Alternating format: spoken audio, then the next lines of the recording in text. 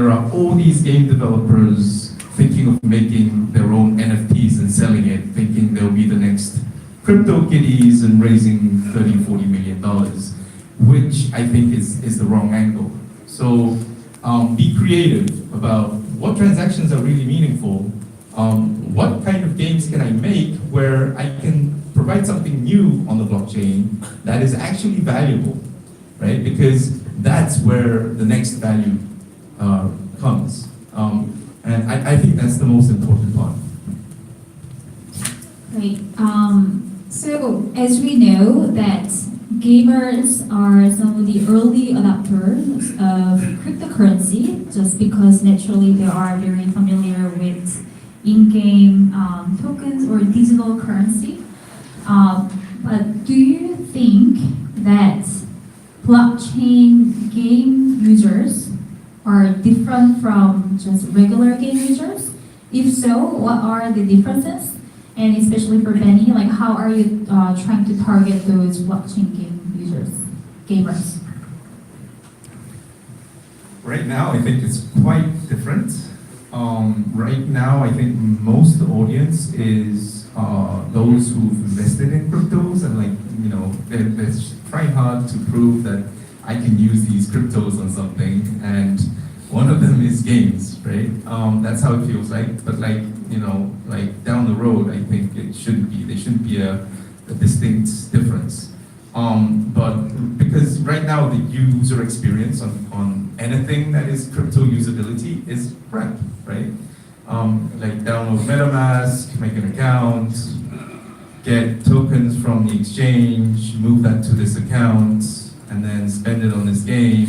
It's like think about my mother just trying to go to Bithumb, make an account, and she's like, why do I have to do a picture of me holding a passport, right? This just makes her I'm a little skeptic about everything here, right? So from a general user's perspective, or a general gamer's perspective, just going through that process may make them feel like they're going through some risk. So until that is taken care of, I think there's going to be a significant difference on the audience. Attracting these gamers right now are very difficult. In psychology, there's this concept of behavioral economics, and the whole theory of it is that human behavior is irrational, while economics dictates that everyone reacts rational, right? Supply-demand curves. You should make this right move, you should do it because you can make money or do whatever, right? But humans are irrational and we make choices that, like drinking too much or smoking or whatever, that is irrational, right? It's a bias. So when we talk about blockchain gamers, they're the people who are economically driven right now. So they really love marketplace and numbers. They either participated in selling World of Warcraft Gold in the past, or Diablo Marketplace, or EVE Online, where the economics of this game is very complex.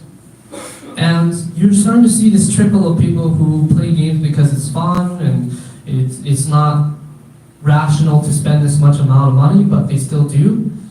There's still a very small percentage of those people who have not actually made the jump yet, right? Now, this microphone is just dying of battery.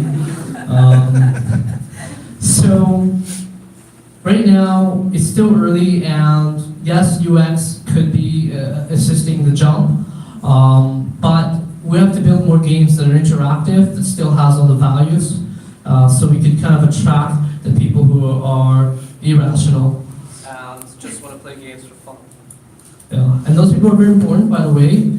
It's just that people don't play games for economic reasons at this point. Not majority of people do.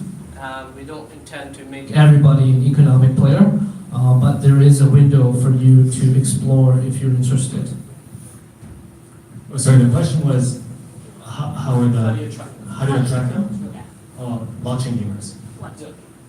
Yeah, that's a very difficult question because I think, for example, Benny's audience, that people that use CryptoKitties, they're super high value.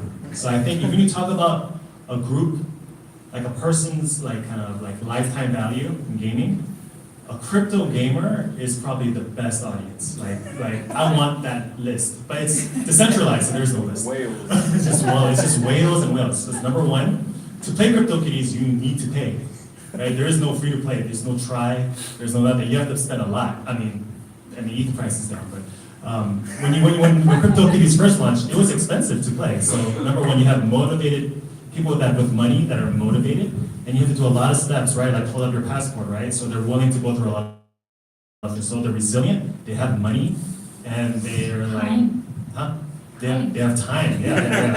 And everyone, when you talk about gamers, everyone's a gamer here. Everyone has played at least one game. So I don't know how to define gamers. I just assume everyone has played, match 3 game on their phone once, right? But like that, attracting that audience is very, very difficult. And I think I have never run ads on Facebook to attract this audience. I don't know if you started, but you said I know they banned it and they allowed it, but I'm sure the cost to attract a crypto gamer would cost like something ridiculous, like $50 or something ridiculous like that. That's my guess. Yeah. So they're unicorns if you find one. They're unicorns if you find one. Get their email address. Send the list to LinkedIn for Benny. So Benny, this is a question to you. So one of the reasons that you guys invest in Big Bird Labs, which is again behind the CryptoKitties, is we really like the mission. So which is blockchain for millions, or hopefully billions, soon. And so, what other kind of plans do you have to reach that vision?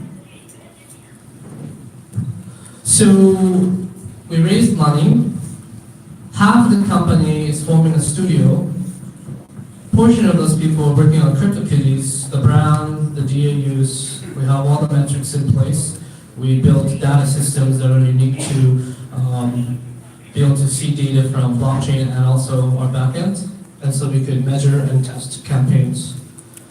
We also are working with celebrities, Hollywood studios, esports teams, gaming, sports leagues, gaming companies, AAA brands to educate them about blockchain, and then working together to build blockchain games. And then the other half of the company, since we have a background in for 6 years building enterprise B2B SaaS products that are profitable and are well designed and used by millions, we're building tools to help solve some of the problems of CryptoKitties, because being decentralized in a community is good because people remotely can work on things, but the problem is that it's pretty slow when you want to see improvement in a decentralized community. So when we have all the data, we can say to ourselves, hey, we have a funnel, and people come in, and then we lose people at all stages of the funnel. It's a leaky bucket. So for months now, like as early as March of this year, we've been testing things and building things to plug the hole of the bucket. And we've been testing with CryptoKitties players and getting feedback very rapidly. So next year, we will be launching something new. It's something in the realms of tools. And it will hopefully provide value across the board for game developers to grow their blockchain games and be successful, because yes, there's a lot of attention on CryptoKitties. Yes, we're the first one, but it's not an industry. If you have one gaming company, in Korea, you should have the expectation of 5 or 10 gaming companies that could potentially overtake the ones that are currently there. Or globally, there's going to be a handful of companies, the new Supercells, the new Rovios, that will take its place. And these are the companies who are small right now and are very efficient and can build their games. And for us, that's what it means to be an industry. That's what it means to create this entire space. It's not just kitties. it should be more than kitties. So I want to ask this last question and then open up the question to the floor. So we know that the Korea has been the leading country in gaming industry and esports as well, right? So and then we have this new concept which is the blockchain and like the blockchain games. What can we do? What the Korean should do? Like any like comments that you want to share either to developers, game players, like distributors? I think like if you think of NCSoft or Nexon or what Come to Us or Game Builded, you know, these are Korean companies that actually pioneered like gaming, internet, mobile. But like if you really think about it, like if you go to the global premises and like ask, hey, what game company is the leading company in the world? It's a little disappointing because these names usually do not come up, right? So like when it comes to revenues, making great games, or even pioneering in-app purchases or mobile, well, that's great, but like I'm hoping at least when it comes to blockchain, it would be great if Korean game companies, even though it's a startup right now, if they thought about the philosophy behind the games, the companies, why they're doing this, you know, what is the message you're sending to the audience more, because because right now, if you talk about games on the mobile, it's usually Supercell that comes up. If you talk about games on the console or the internet era, it's usually Blizzard or EA or Riot that comes out. And you know, if you talk to the founders or if you look at what they're speaking in the press, there's a lot of ideas, ideologies, philosophies behind it. And it's not just about making games and making money. So that's something I would like to add, because I'm sure all these startups, they're figuring out what the best games are going to be on the blockchain, and probably, as Benny said, 5 to 10 will succeed to become as big as Nexons of the world. But it would be great, like, if these companies could be a step, could go a step further and become, you know, the iconic global gaming company on the blockchain. So that's my 2 cents. I don't remember the question. It was like, what can we do to further this industry in Korea?